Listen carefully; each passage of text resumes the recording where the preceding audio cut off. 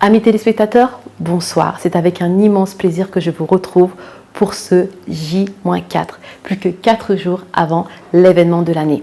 Pour ce numéro, nous vous présenterons la partie animation de cette belle cérémonie. Comme de tradition, nous aurons du beau, du meilleur, du glamour et du ludique. Cette belle soirée sera présentée par les plus grandes stars de la musique sénégalaise et africaine.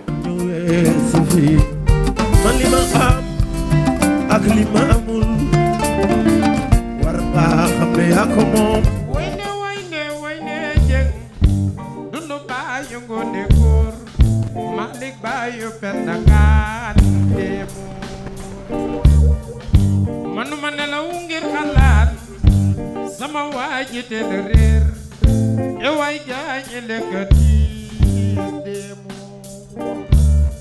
dama toog ba diggi joor tëdd nelaw xel mi dem ci laaxira bugu leen lu tiis yéena ma ni man maay seen miis xaaral ma waxu gaaw balaa ñu may raw kon gaañi yéena neex yéena neex ma ne yéena neex yéena tax ma féexoo soxo jox bi dugg fi xëcc soxo jox bi dugg fi xëcc la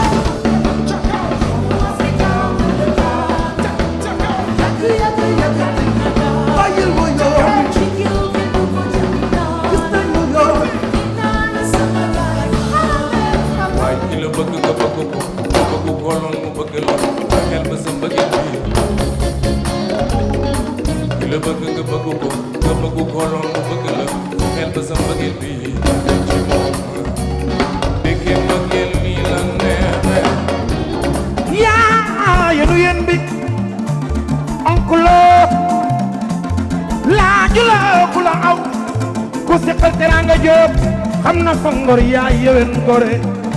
ali bama somanso bayi ko mi nanasko ya sal ku bëgg président Mbagnick ajal sa loxo ci kaw ku aj sa loxo yal na la yàlla aj leen seen loxo sa kaw aj leen seen loxo yi Mbagnick Diop jar na loolu damay samaan jar nga loolu ku ci aj yàlla aj le la ajal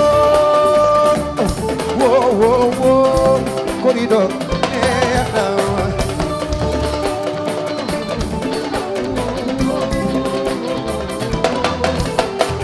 su beneen yoonatee may ñëwaat Mbagnick foo ko bëgg ak foo ko bëgg ñun la neexee Mbagnick xool naa xale yi seen jotaay seen liggéey bi neex na ma bul lànk ak ñoom bul seq ak ñoom bul lànk ak ñoom Mbagnick bul seq ak ñoom teg saala Mbagnick bul lànk ak ñoom kay ma xamal la sa noon yi nooy def ak ñoom kay ma xamal la sa noon yi nooy def ak ñoom ubbi sa nopp tey ma wax la nooy def ak ñoom wutal sa kër bu fase di yor yéene yu fase di ak oto bu fase di dox yi ñu fase di ànd ak nit ñu fase billaahi bul lànk ak ñoom bul dëkk ak ñoom bul lànk ak ñoom bul seq ak ñoom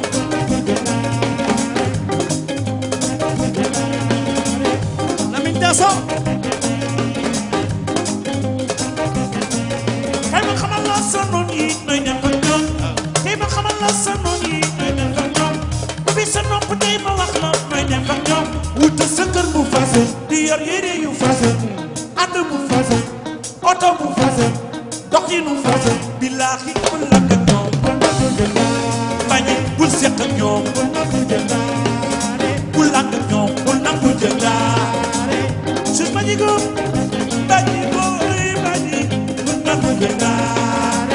Je vous le dis et le redis encore une fois, c'est l'événement à ne rater sous aucun prétexte. Je vous retrouve donc demain même chaîne, même heure pour le J-3. Et oui, plus que 3 jours. Ça arrive très vite. N'hésitez pas à réserver vos places. Bonne soirée!